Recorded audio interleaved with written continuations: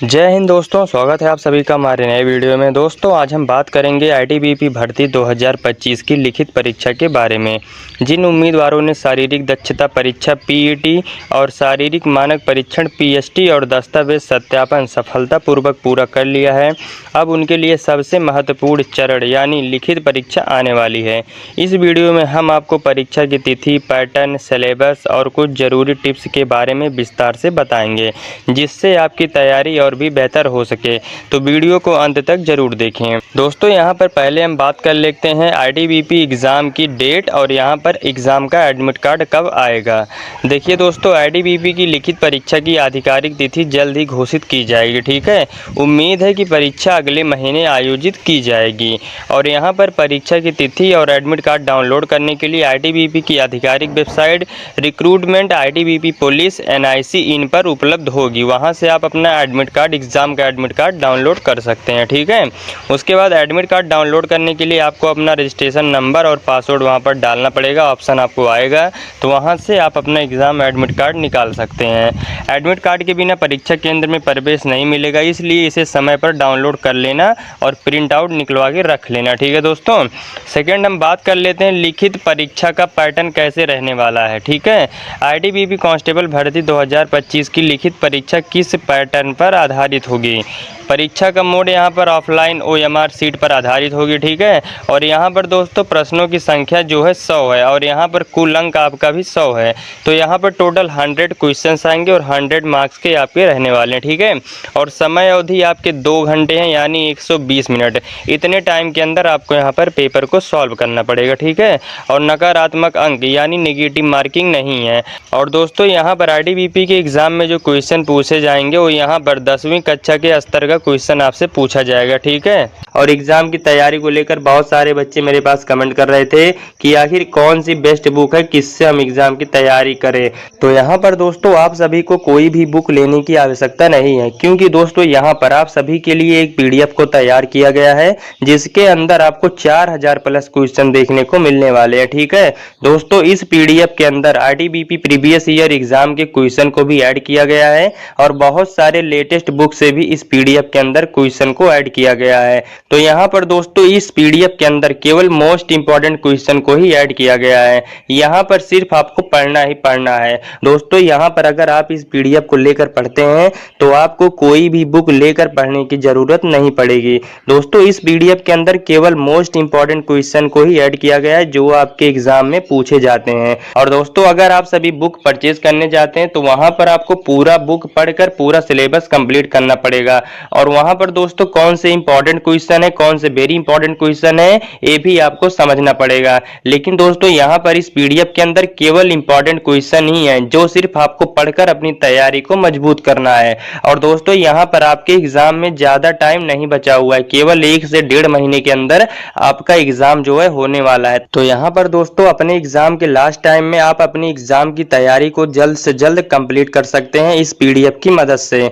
तो अगर आप इस पीडीएफ को परचेज करना चाहते हैं तो यहाँ स्क्रीन पर आपको एक नंबर दिख रहा होगा, आपको नंबर को नोट करना है और व्हाट्सएप पर जाकर मैसेज करना है मुझे आईटीबीपी का पीडीएफ चाहिए। और यहाँ पर दोस्तों इस पीडीएफ का जो प्राइस है सिर्फ 89 रुपीज रखा गया है 100 रुपए के अंदर, जिससे हर बच्चा इस पीडीएफ को अफोर्ड कर सके। तो जाइए पीडीएफ को लेकर पढ़ाई करिए और अपनी तैयारी को मजबूत करिए। अब दोस्तों आगे बात कर लेते हैं आपके एग्जाम में किस सब्जेक्ट से कितने क्वेश्चन आने वाले हैं और हर सब्जेक्ट में आपको कितने मार्क्स मिलने वाले हैं। ठीक है, तो यहाँ पर पहला देखिए सामान्य ज्ञान यानी जीके, इसमें आपका 10 क्वेश्चन आएगा, 10 नंबर का रहने वाला। ठीक है, और सेकंड आपका गणित यानी मैथमेटिक्स, इसमें आपके 10 क्वेश्चन आएंगे और 10 नंबर के रहने वाले हैं। उसके बाद थर्ड आपका सामान्य हिंदी यानी हिंदी है, इसमें आपके 10 क्वेश्चन आएंगे और 10 नंबर के ही रहने वाले हैं। ठीक है, उसके बाद आप सभी का सामान्य अंग्रेजी यानी इंग्लिश, इसमें आपके 10 क्वेश्चन रहेंगे और 10 नंबर के ही रहने वाले हैं। ठीक है, और यहाँ पर ट्रेड संबंधित विषय यानी ट्रेड रिलेटेड क्वेश्चन आपके 60 नंबर के रहेंगे और यहाँ पर 60 क्वेश्चन आएंगे। ठीक है, टोटल आप सभी के एग्जाम में यहाँ पर 100 क्वेश्चन आएंगे और 100 मार्क्स के रहने वाले हैं। ठीक है, अब थर्ड दोस्तों यहाँ पर हम आईटीबीपी एग्ज़ाम सिलेबस के बारे में बात कर लेते हैं। ठीक है, जिससे आपको बेहतर तरीके से तैयारी करने में मदद मिलेगी। ठीक है, दोस्तों यहाँ पर पहला सामान्य ज्ञान यानी जनरल नॉलेज, जिसमें आपको 10 अंक मिलेंगे और 10 नंबर का रहने वाला है, आपको मैंने बता दिया है। लेकिन दोस्तों इसमें इम्पॉर्टेंट इन्फॉर्मेशन यह है कि इसमें कौन कौन से टॉपिक से क्वेश्चन आएंगे, क्या आएगा, यह सारी जानकारी आपको मैं देने वाला हूँ। ठीक है, इस सेक्शन में भारत और विश्व से जुड़े महत्वपूर्ण विषयों पर सवाल आपसे पूछे जाएंगे। ठीक है, टॉपिक्स आप सभी देख लीजिए। भारतीय इतिहास और स्वतंत्रता संग्राम यह हो गया। उसके बाद भूगोल से आपका भारत और विश्व हो गया।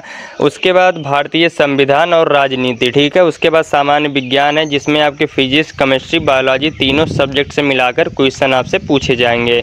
उसके बाद करंट अफेयर्स, राष्ट्रीय और अंतर्राष्ट्रीय लेवल के क्वेश्चन आपसे पूछे जाएंगे।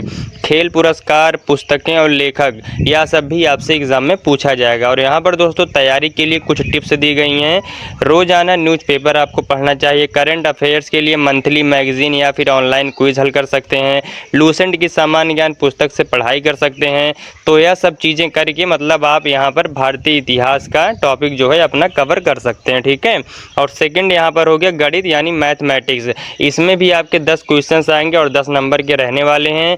इस सेक्शन में बेसिक मैथ के सवाल आपसे पूछे जाएंगे जो 10वीं कक्षा के स्तर होंगे। ठीक है दोस्तों, टॉपिक्स इसमें भी आप सभी देख लीजिए।